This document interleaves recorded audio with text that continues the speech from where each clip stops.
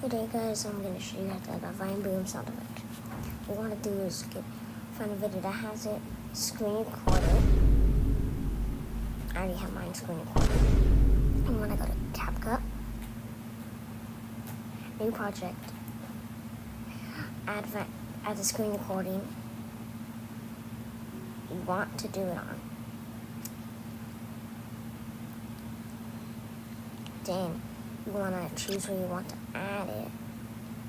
I'm going to press overlay, add overlay. Then you want to add screen recording of the vine boom.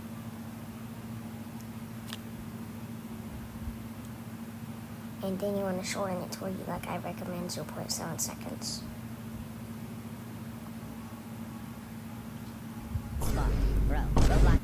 You want to move it down there so you can't see it anymore. Bro, Roblox just doesn't hit the same. And there you like go. These Hope days, this it feels helped. less